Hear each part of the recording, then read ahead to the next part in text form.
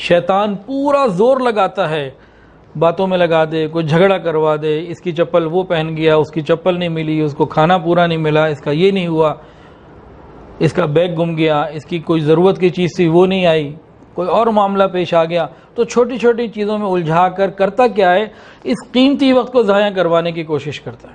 اور بہت سارے حاجی اس چکر میں بھی آ جاتے ہیں. تو ہم نے شیطان کو اس دن ہرا دینا ہے، اس وقت کو ضائع نہیں ہونے دینا. کوئی پریشانی، کوئی ضرورت، کوئی بات پیش آ جائے، اس کو پیچھے کر دیں، چاہے غروب کے بعد دیکھیں گے، بعد میں بات کریں گے، سب کریں گے. یہ وقت ایسا ہے، اس کو قبول کروانا ہے، اس میں ہم نے اللہ سے مانگنا ہے. پتہ نہیں دوبارہ یہ وقت ملے نہ ملے.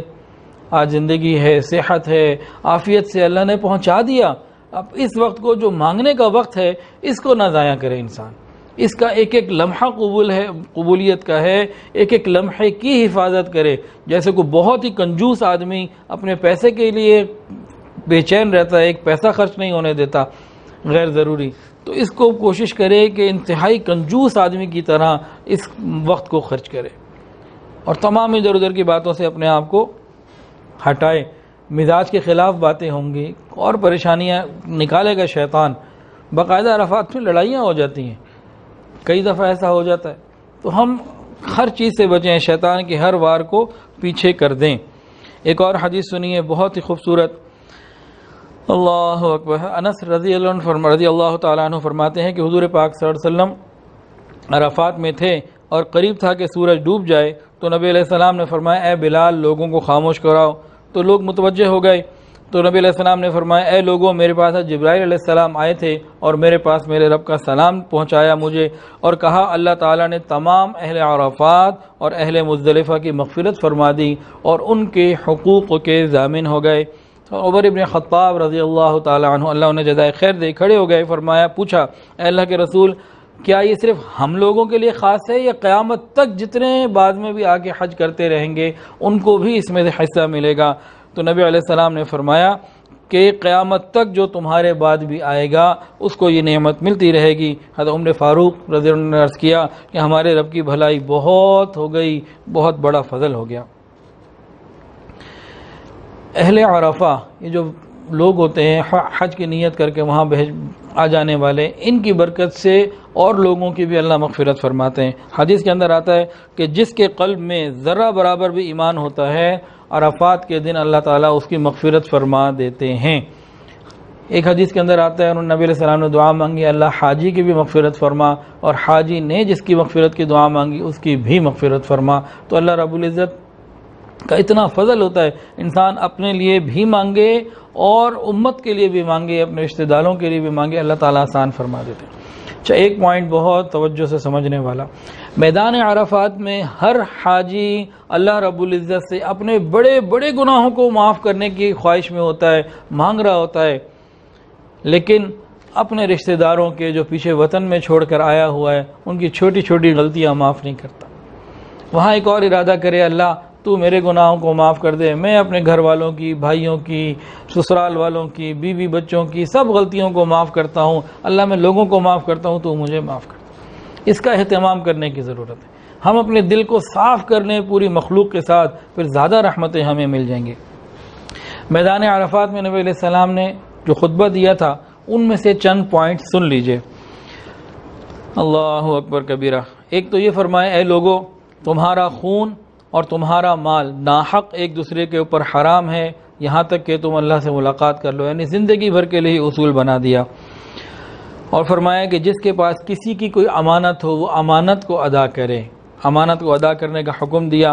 اور فرمایا کہ اے لوگو شیطان تمہاری اس بات سے تو نا امید ہو گیا ہے کہ تم شرک کرو، لیکن اس کے علاوہ وہ بڑی امیدوں میں ہے تم آپس میں جھگڑے کرنے لگو، یا وہ اس بات سے بہت خوش ہو جائے گا کہ تم اعمال صالحہ کی حیثیت کو گھٹا دو، وہ اس پہ بڑا خوش ہوگا اور برائیوں میں لگ جاؤ.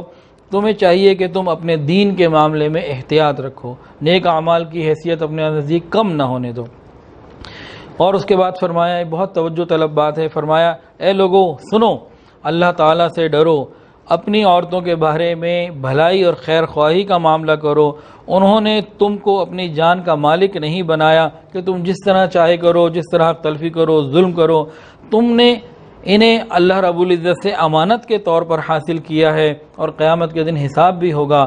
تو بیویوں کے بارے میں خاص طور سے نصیحت فرمائی کہ دیکھو اپنی بیویوں کے بارے میں اللہ سے ڈرو، خیال رکھو، تم نے ان کو خرید نہیں لیا، تم ان کے مالک نہیں بن گئے، تم نے اللہ کے نام کی برکت سے ان کو اپنے لیے حلال کیا، اب ان کے ساتھ خیر کا اور بھلائی کا معاملہ کرو۔ یہ حکم نبی علیہ السلام نے آخری حج میں اس موقع پہ بھی دیا۔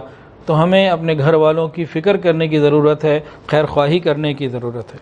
اور فرمایا اے لوگوں میری بات کو سمجھو، میں نے تم پر دین کو پہنچا دیا اور میں تم میں ایسی چیز قرآن و سنت کو چھوڑ کر جا رہا ہوں، اگر اس پر تم پابند رہے تو تم میرے بعد کبھی گمراہ نہ ہوگے۔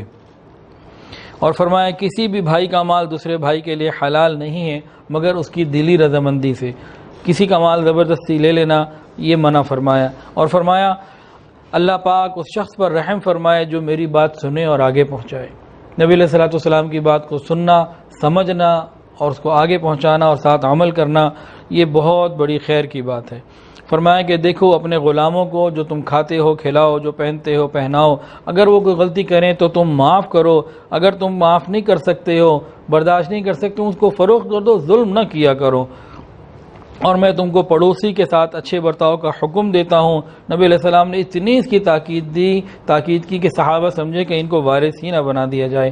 تو اخلاق کے اوپر درس دیا کہ تم اپنے اخلاق کو بہتر بناؤ۔ غروب آفتاب تک عرفات میں رہنا یہ واجب ہے، اس سے پہلے نہیں نکلنا چاہیے۔ تو غروب تک انسان دعاؤں میں لگا رہے۔ تاہم بعض مرتبہ گروپ والے یہ کر لیتے ہیں کہ خیموں سے نکال کے بسوں کے قریب بٹھا دیتے ہیں، بسوں میں بٹھا دیتے ہیں۔ تو اگر عرفات کی حدود میں رہیں تو پھر اس کی گنجائش موجود ہے، تو اس میں آسانی ہو جاتی ہے۔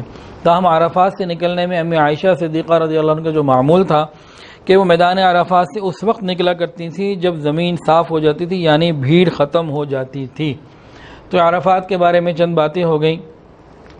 میدان عرفات میں چند مکروہات بھی ہیں۔ انسان دعاؤں کی جگہ باتوں میں لگ جائے، مکروہ، دعاؤں کی جگہ کھانے پینے ہی کی باتیں کرتا رہے، اسی میں لگا رہے، مقصد کو بھول کر چھوڑ کر ادھر ادھر اگر یہ لگا رہے گا تو یہ عمل اس کا بہت ہی برا ہے۔ اللہ تعالی ہماری حفاظت فرمائے۔ غروب کے بعد میدان عرفات سے نکلنا ہے۔ میدان عرفات سے نکلنے میں انسان تیزی نہ کرے، جلدی نہ کرے، اور جب نکلے تو باوقار انداز سے نکلے۔ اللہ رب العزت رحمت کا معاملہ فرما دیں گے۔ وآخر دعوانا ان الحمد